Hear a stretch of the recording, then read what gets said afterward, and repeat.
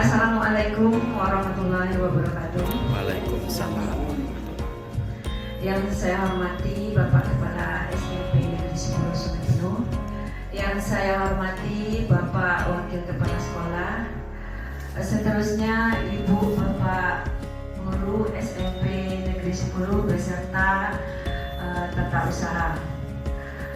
Pertama-tama marilah kita panjatkan puji dan syukur kehadirat Allah Subhanahu wa Ta'ala, yang mana pada pagi hari ini kita dapat berkumpul bersama di ruangan guru kita ini dalam rangka membantu saya untuk menyelesaikan tugas saya sebagai calon guru penggerak dalam aksi forum berbagi aksi nyata modul 1.4 budaya positif.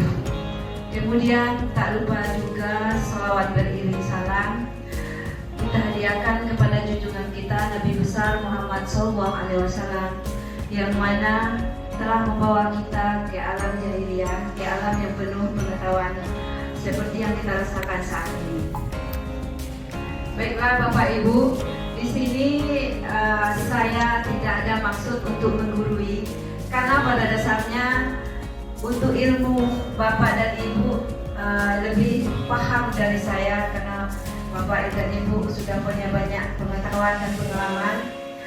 Kemudian di sini saya ingin berbagi sharing atas apa yang telah saya dapatkan selama mengikuti program pendidikan guru penggerak, terutama pada materi saya pada hari ini, yaitu berbagi aksi nyata pada materi budaya positif. Baiklah, jikalau nanti ada pemaparan saya yang sekiranya tidak sepaham dengan Bapak Ibu, saya mohon maaf. Nanti saya juga minta masukannya. Untuk menyikat waktu, kita langsung masuk ke materi kita, yaitu forum berbagi aksi nyata modul 1.4 budaya positif yang saya rangkai sendiri. Kemudian saya adalah CGP Angkatan 7 dari SMP Negeri 10 Sungai Penuh.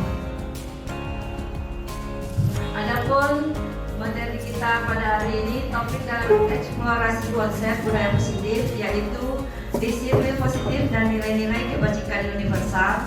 Kemudian teori motivasi, hukum dan penghargaan restitusi. Kemudian keyakinan kelas, kebutuhan dasar manusia dan dunia berkualitas.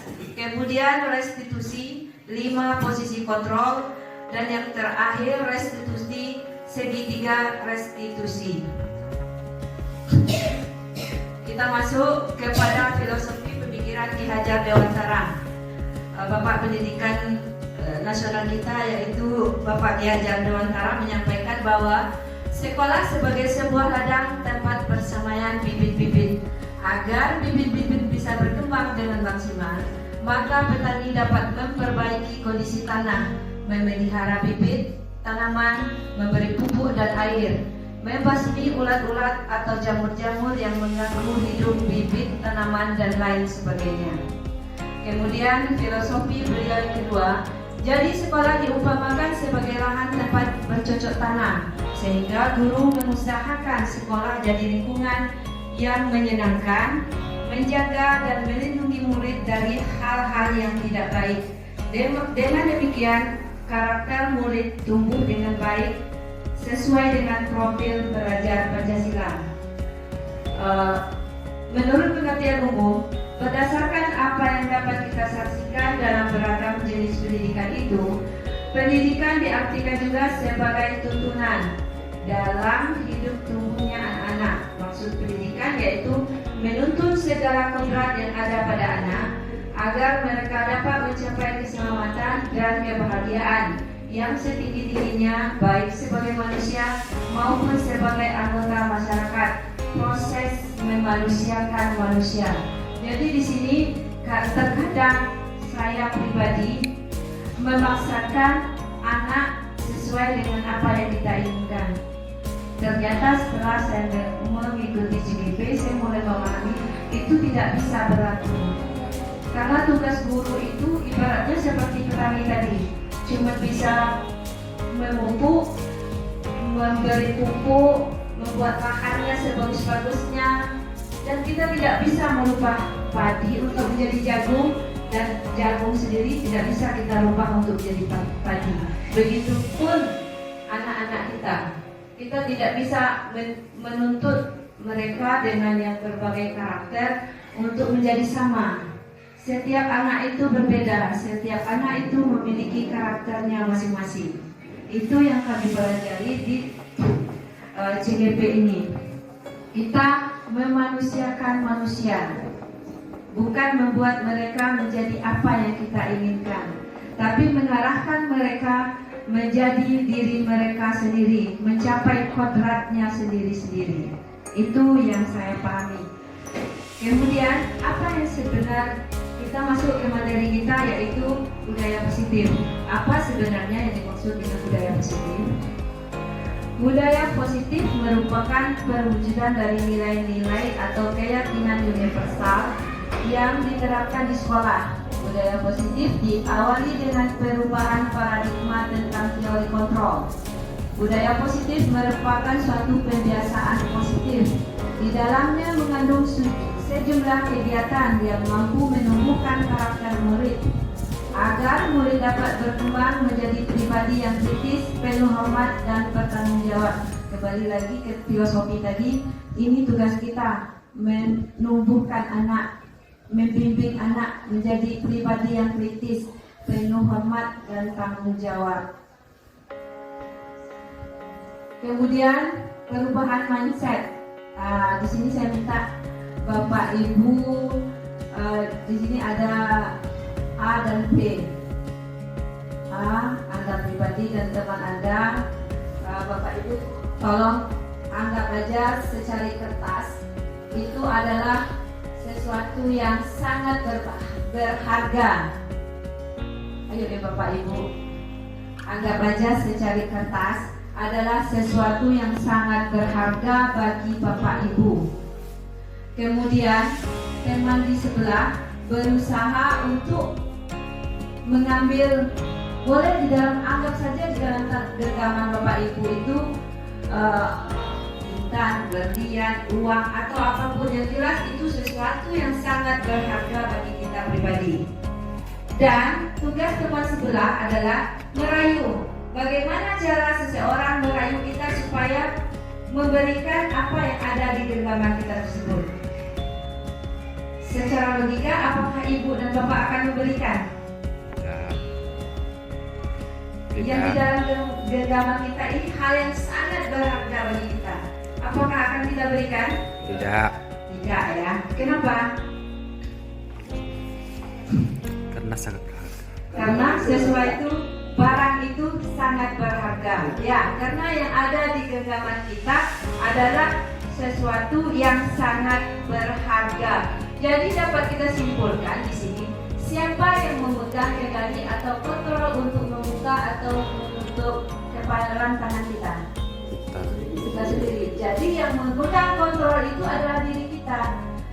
Pun begitu pun kita di sekolah, yang mengendalikan sekolah itu adalah diri kita sendiri. Kita sebagai guru di dalam kelas yang mengendalikan kita.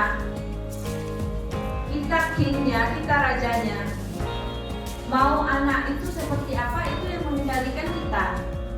Beda sebagai leader ya, sebagai pemimpin. Tapi kalau kita guru, leadernya di dalam kelas, pemimpin kelas. Jadi kita yang mengatur kelas itu. Jadi orang lain tidak bisa mengontrol kita, tidak bisa mengharus kita seperti ini, seperti itu.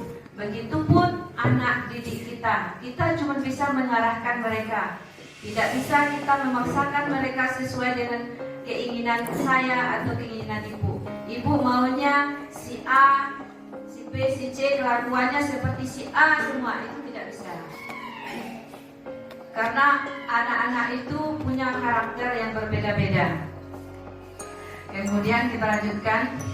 Perubahan paradigma teori kontrol, teori pilihan, ilusi kontrol.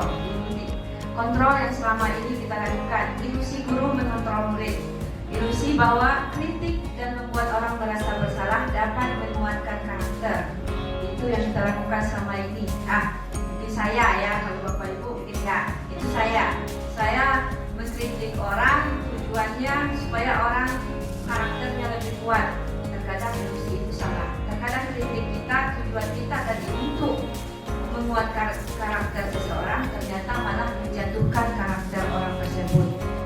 Kemudian ilusi bahwa semua penguatan positif efektif dan bermanfaat. Kemudian ilusi bahwa orang dewasa memiliki hak untuk memaksa. Ya, kita sebagai guru, kita merasa berhak untuk memaksa murid kita untuk menjadi seperti yang kita mau. Ternyata hal itu salah. Itulah di kurikulum Merdeka ini, itu mindset seperti itu yang akan dirubah. Kemudian perubahan paradigma stimulus respon, teori kontrol, teori pilihan. Siapa yang sesungguhnya memiliki kontrol? Stimulus respon, kita mencoba mengubah orang agar berpandangan sama dengan kita. Pada teori kontrol atau pilihan, kita berusaha memahami pandangan orang lain tentang dunia. Kalau selama ini kita mencoba mengubah orang agar berpandangan sama dengan kita, itu yang kita lakukan. Sebenarnya tugas kita berusaha memahami pandangan orang lain tentang dunia. Itu yang harus kita lakukan. Kemudian perilaku buruk dilihat sebagai suatu kesalahan. Teori kontrol pilihan, semua perilaku memiliki tujuan. Anak itu mau, setiap tingkah laku anak itu mereka menunjukkan keinginan mereka, mereka menunjukkan tujuan mereka. Kemudian pada stimulus respon, orang lain bisa mengontrol saya.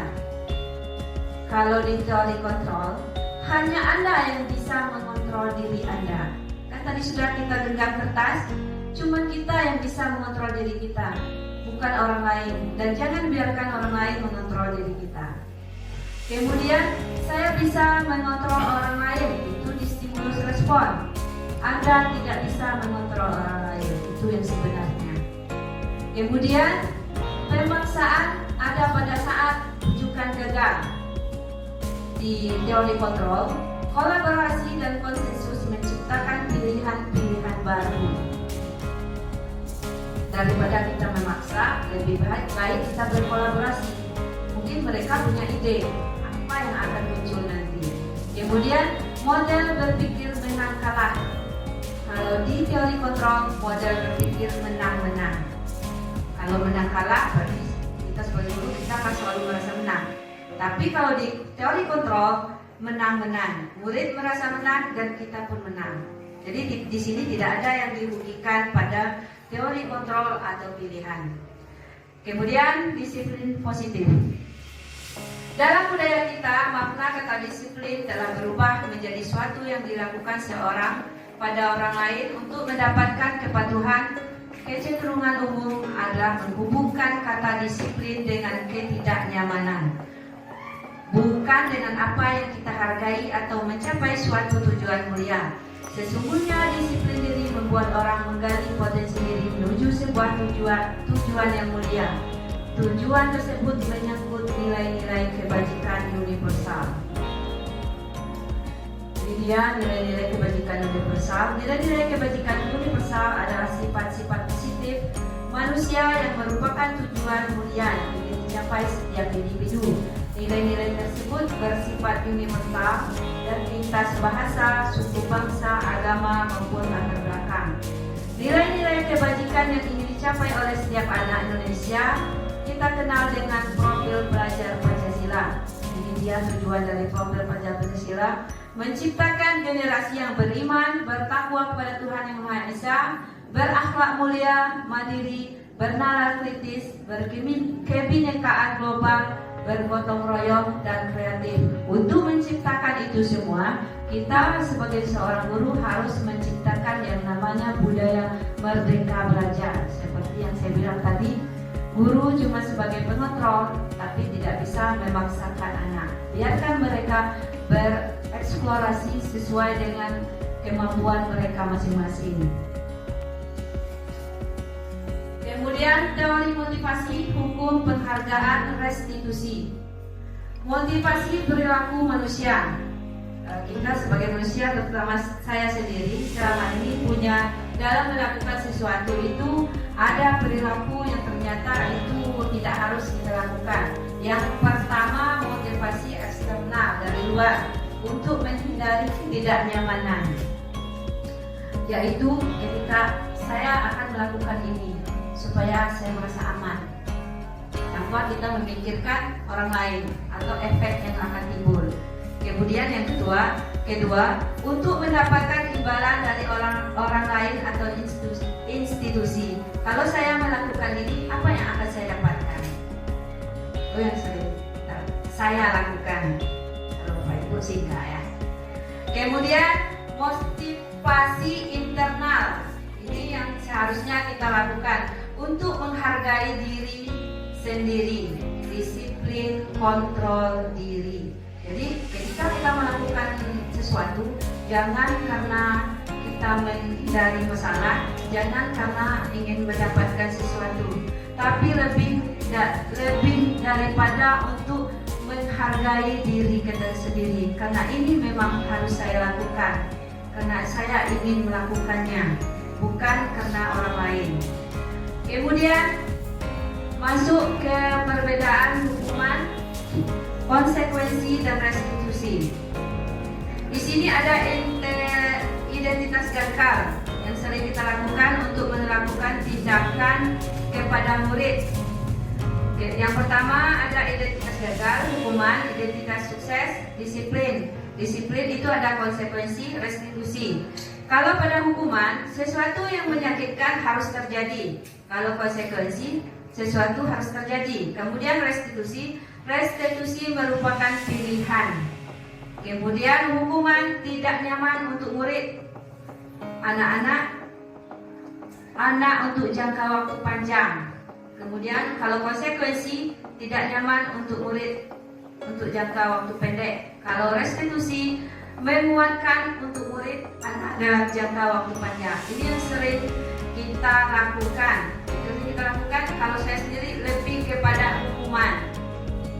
Kalau melanggar hukum, itu yang terjadi. Tetapi setelah saya mempelajari di sini, ternyata sebaiknya kita melakukan yang namanya restitusi. Itu nanti mengembalikan anak kepada komunitasnya, kembali ke bentuk yang mereka inginkan. Jadi tidak ada rasa penyesalan, rasa bersalah. Mereka akan lahir dari diri mereka sendiri.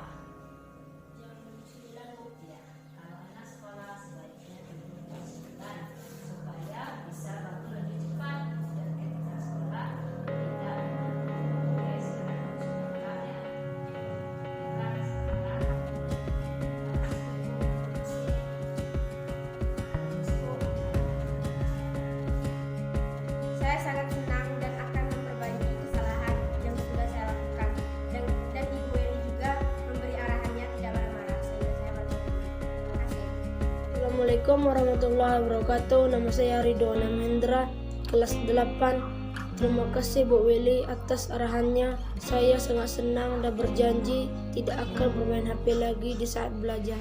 Terima kasih. Assalamualaikum warahmatullahi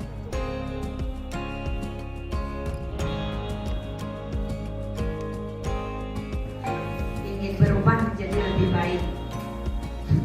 Kemudian kita masuk ke restitusi. Restitusi adalah proses menciptakan kondisi bagi murid untuk memperbaiki kesalahan mereka sehingga mereka bisa kembali pada kelompok mereka dengan karakter yang lebih kuat.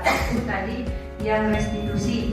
Restitusi juga merupakan proses kolaboratif yang mengajarkan murid untuk mencapai solusi untuk masalah mereka dan membantu murid berpikir tentang orang seperti apa yang mereka ingin menjadi, tujuan mulia, dan bagaimana mereka harus memperlakukan orang lain. Ini dia segitiga restitusi atau gambaran tindakan yang akan kita lakukan ketika menggunakan restitusi. Di situ ada validasi kebutuhan, menanyakan keyakinan, menstabilkan identitas. Menanyakan keyakinan, di situ ada gunanya keyakinan kelas yang akan kita buat. Kemudian menstabilkan identitas untuk membuat anak yang merasa gagal karena membuat salah menjadi positif terhadap dirinya. Guru berkata, berbuat salah itu hal yang manusiawi. Kalau biasanya kita melakukan kamu ini selalu dan selalu. Nah, ternyata yang seperti itu tidak boleh kita lakukan. Atau kita rubah menjadi berbuat salah itu hal yang manusiawi. Nah, tidak ada manusia yang sempurna. Dengan kata-kata seperti itu, mungkin hati mereka akan tersentuh tanpa harus kita melakukan kekerasan. Bapak, ibu juga pernah berbuat salah. Jadi timbul dari namanya, dari intrinsik mereka, dari jiwa mereka. Mereka akan menyadari kalau mereka sudah berbuat salah tanpa harus kita katakan apa yang sudah mereka lakukan. Kemudian validasi tindakan membantu siswa menggali basic atau kebutuhan yang ingin dipenuhi ketika melakukan kesalahan itu. Guru berkata, kamu bisa saja kan melakukan yang lebih buruk, tapi kamu tidak melakukannya. Ketika anak mengambil pena kawannya, kita bisa mengatakan, kamu mungkin bisa mengambil uangnya atau mengambil yang lain yang lebih dari itu, tapi kamu tidak melakukannya. Itu salah satu bentuk dari validasi tindakan atas perbuatan anak tersebut. Kamu pasti punya alasan mengapa melakukannya. Kita harus menanyakan alasan. Kemudian apa yang penting bagi kamu? Kemudian menanyakan keyakinan. Anak melihat kesalahannya dihubungkan dengan norma sosial dan nilai-nilai yang mendasari manusia berinteraksi dengan orang lain. Guru berkata, apa nilai yang kita percaya di kelas, di sekolah kita? Makanya di kelas itu setiap guru harus membuat yang namanya kesepakatan kelas. Di sekolah itu ada yang namanya aturan sekolah. Jadi ketika kita mengambil tindakan, mereka sudah paham, oh saya sudah melanggar poin yang ini, saya sudah melanggar poin yang ini.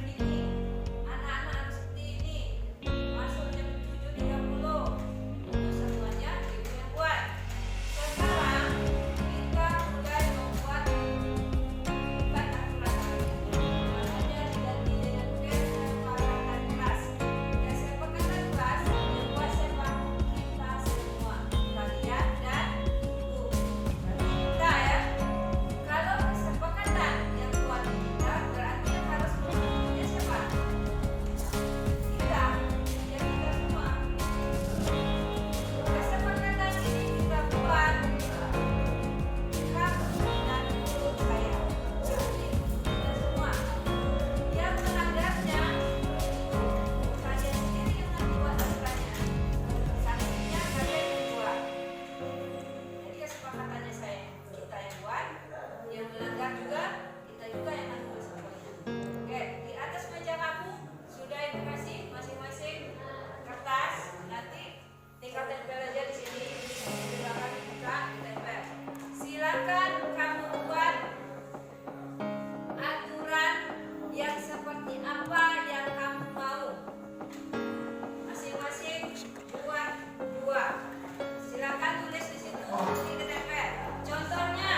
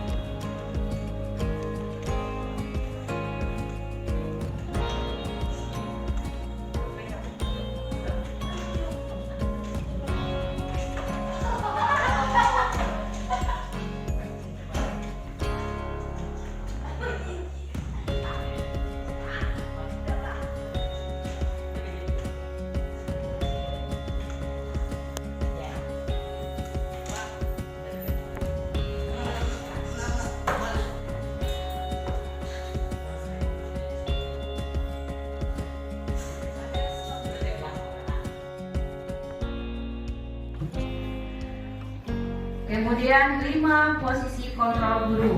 Ini mungkin Bapak dan Ibu setelah materi ini akan merasa posisi kontrol yang manakah yang sering kita lakukan.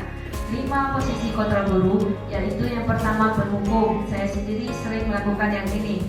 Seorang penghukum bisa menggunakan hukuman fisik maupun verbal yang membuat murid merasa tertekan. Selama ini kita mengatakan ketika kita menghukum anak itu jadi diam, jadi tenang, kita beranggapan dia berubah. Ternyata tidak, dia merasa tertekan. Apa yang mereka inginkan belum mereka ucapkan. Kemudian membuat orang lain merasa bersalah. Ini posisi yang kedua. Pada posisi ini biasanya guru akan berusaha lebih lembut.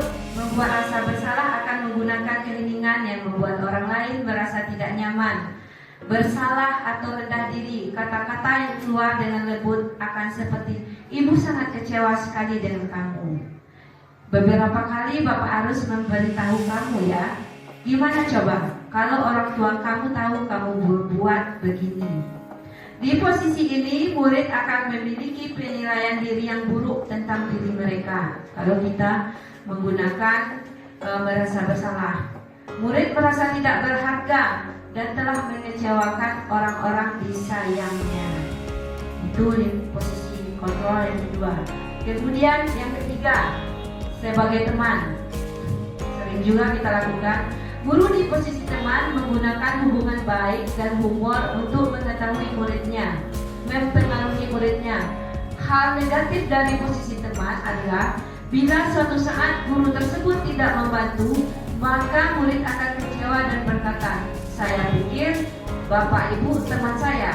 Murid merasa dikecewakan dan tidak mau lagi berusaha. Bukan kita tidak boleh menjadi teman ya, kita boleh, cuman ada batas-batasannya.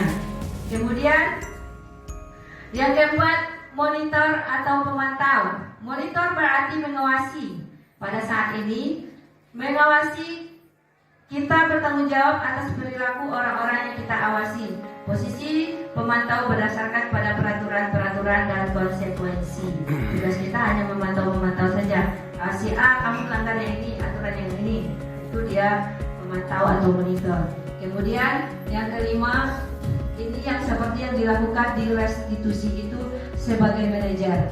Posisi manajer di mana guru berbuat sesuatu bersama dengan murid, mempersilahkan murid mempertanggungjawabkan perilakunya, mendukung murid agar dapat menemukan solusi atas permasalahannya sendiri. Itu 5 posisi kontrol yang sering kita lakukan, dan saya sendiri pribadi mencoba melakukan posisi kontrol yang pada poin kelima, yaitu sebagai manajer dengan menerapkan segitiga restitusi. Kemudian yang selanjutnya, untuk menerapkan disiplin di dalam kelas, kita sebagai seorang guru harus membuat yang namanya keyakinan kelas. Mungkin untuk di kelas 8 itu bisa dilihat ada yang tempel-tempel di dinding itu adalah keyakinan kelas yang kami buat. Yang buat itu bukan saya sendiri, tapi kesepakatan saya dan siswa. Jadi ketika mereka melakukan kesalahan, mereka menyadari itu sudah melanggar apa yang sudah mereka buat tadi. Kemudian ini dia perbedaan peraturan dan keyakinan kelas. Kalau di peraturan, kembalikan barang ke tempatnya. Kalau di keyakinan kelas, rasa tanggung jawab. Kemudian kalau di peraturan, dilarang mengganggu orang lain. Kalau di keyakinan kelas, menghormati orang lain. Untuk keyakinan kelas itu kata-kata dilarang, kata-kata jangan itu tidak digunakan. Kalau di peraturan dilarang melakukan kekerasan di kelas. Kalau di keyakinan kelas dia menjadi keselamatan menghormati orang lain. Kemudian kebutuhan dasar manusia dan dunia berkualitas. Ini kebutuhan dasar kita. Belonging, power, fun, freedom, survival. Di sini kasih sayang. Belonging itu rasa kasih sayang dan rasa diterima. Power itu penghargaan, kemudian fun itu kesenangan, freedom kebebasan, kemudian survival itu bertahan hidup. Di sini saya sedikit berbagi tentang masalah kebutuhan dasar manusia dan dunia berkualitas. Anak-anak kita di sini memiliki karakter yang walaupun sedikit ya, anak kita 10 tapi karakternya mungkin 11. Mereka anak-anak yang luar biasa. Di sini kita pada kurikulum mereka untuk semester awal kita harus melakukan asesmen. Tujuannya untuk mendiagnostik anak-anak kita ini tipikal anak-anak seperti apa. Biar kita tahu ketika anak-anak melakukan kesalahan itu mereka kebutuhan apa sih yang mereka ingin tunjukkan. Ketika mereka ingin bermain, ada kawan yang orang lagi belajar, dia asik bermain, berarti dia ingin yang namanya kebebasan. Mungkin kebutuhan akan kebebasannya tidak terpenuhi. Ketika dia mencari perhatian, berarti dia kurang kasih sayang. Berarti yang mereka butuhkan adalah kasih sayang dan rasa diterima. Ini yang banyak terjadi di anak-anak kita. Baiklah Bapak Ibu, itu yang materi yang saya dapat sampaikan. Terima kasih. Mungkin ada pertanyaan, masukan atau saran dari Bapak Ibu, saya persilakan.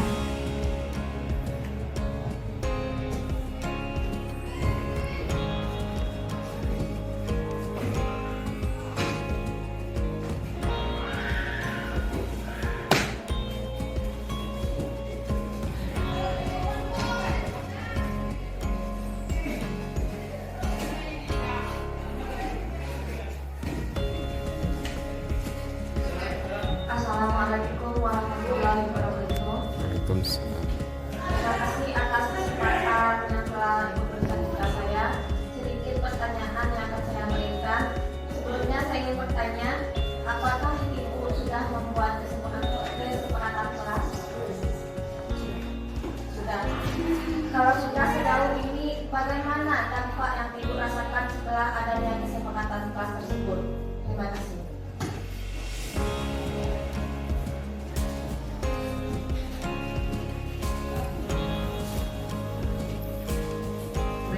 Saya terima kasih kepada Bu Riza. Untuk kelas 8 saya sudah menerapkan kesepakatan kelas. Kemudian dampak yang saya rasakan memang belum berdampak sesuai dengan yang saya inginkan. Tapi yang namanya budaya positif mengarahkan seseorang menuju hal yang lebih baik itu tidak semudah membalik telapak tangan. Perlahan mungkin ada satu sisi mereka akan mulai berubah, dan untuk kesepakatan kelas itu setiap semester akan saya lakukan evaluasi hal-hal mana saja yang perlu dilakukan perubahan supaya budaya positif di sekolah, terutama yang mengenai kesepakatan kelas, akan benar-benar terlaksana dengan baik sehingga menciptakan anak-anak yang berdisiplin positif, yang menciptakan anak-anak yang sesuai dengan karakter profil belajar Pancasila. Itu Ibu. Terima kasih. Ada lagi? Sudah sesuai jawabannya? Ya. Selanjutnya, ya silakan Pak Ewin.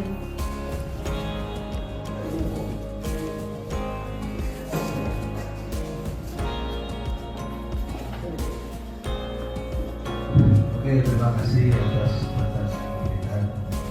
Yang ingin saya tanyakan di sini, apa pentingnya budaya positif di lingkungan sekolah? Terima kasih.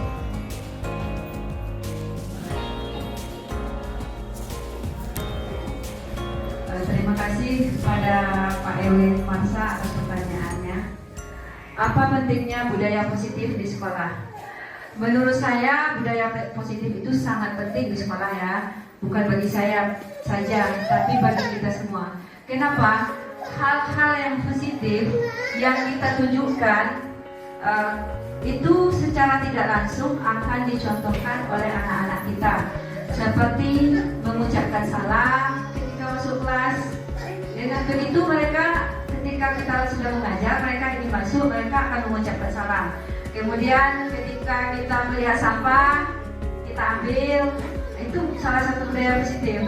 Datang tepat waktu, itu juga budaya positif. Itu saya coba terapkan kepada diri saya sendiri supaya nanti secara tidak langsung terimplementasi atau penyebarannya kepada anak-anak. Memang benar, untuk budaya positif itu harus dimulai dari diri sendiri. Terutama saya sebagai CGP ya, harus memulainya dari diri saya sendiri. Nah, bagaimana Pak Ewin? Ya, terima kasih atas jawabannya, Bu.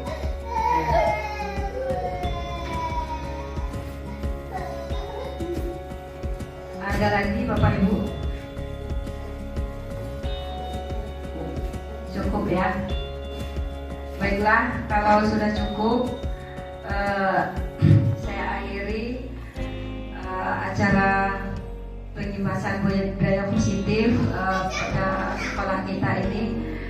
Di sini saya ingin mengucapkan terima kasih yang sebesar-besarnya atas dukungan Bapak Kepala Sekolah, Bapak Ibu senior saya, rekan-rekan saya yang telah meluangkan waktu untuk menyukseskan kegiatan saya sebagai calon guru penggerak.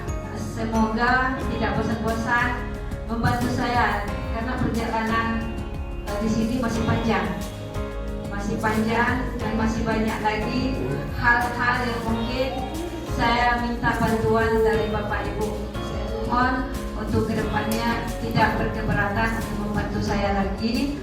Terima kasih. Sekali lagi terima kasih atas dukungannya.